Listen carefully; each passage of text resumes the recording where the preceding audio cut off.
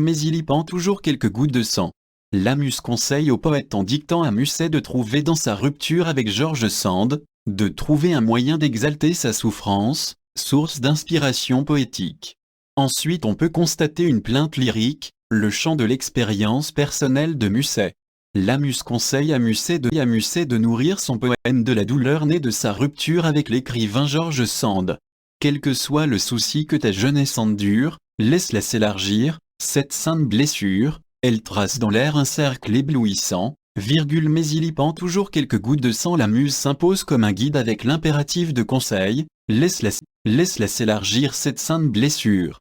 Quel que soit le souci que ta jeunesse endure, et quand il parle ainsi d'espérance trompée, de tristesse et d'oubli, d'amour et de malheur sont des périphrases désignant la rupture avec George Sand.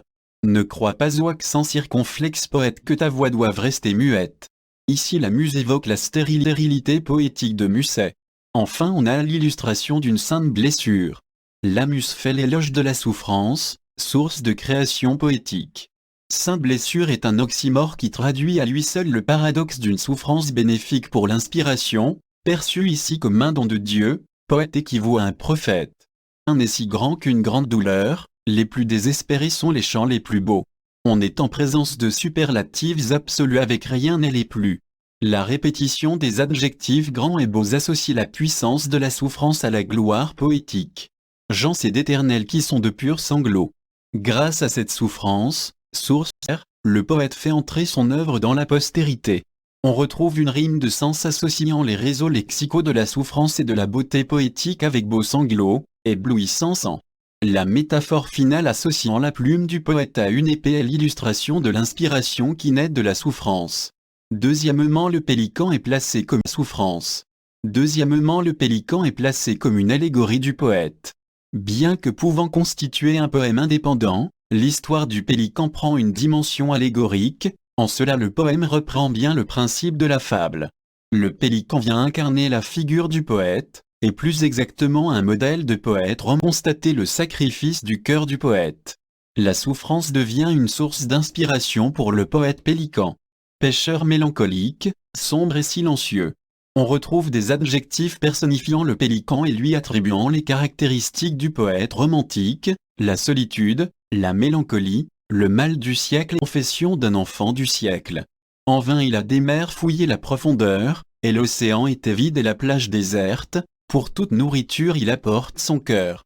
Les adjectifs vides et désertes pourraient désigner la stérilité poétique dont Musset se sent atteint suite à sa rupture.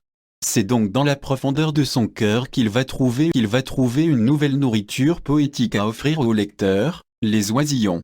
Le sang coule à longs flots de sa poitrine ouverte. On a ici une métaphore, le cœur qui saigne correspond à la souffrance du poète.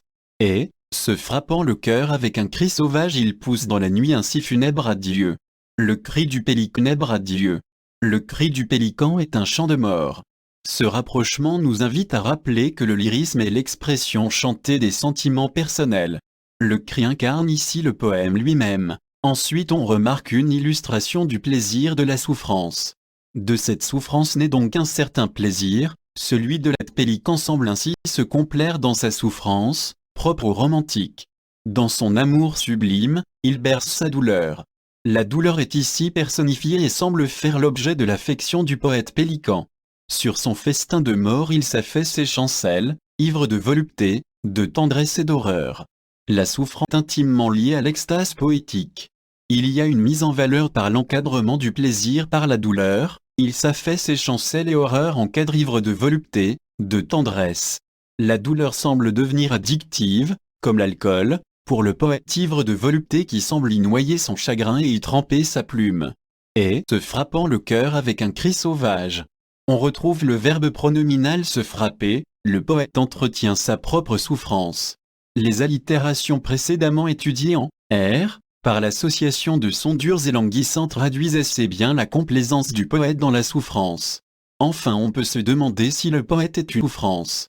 Enfin on peut se demander si le poète est une figure christique.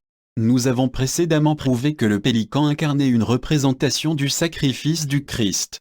Par déduction, le poète s'identifie donc indirectement au Christ. Cette sainte blessure que les noirs séraphins, anges à 6 ailes, Ton fait au fond du sacrifice et les références bibliques s'emploient indifféremment pour le poète et pour le pélican. Leurs déclamations sont comme des épées, elles tracent dans l'air un cercle éblouissant, mais il y pend toujours quelques gouttes de sang.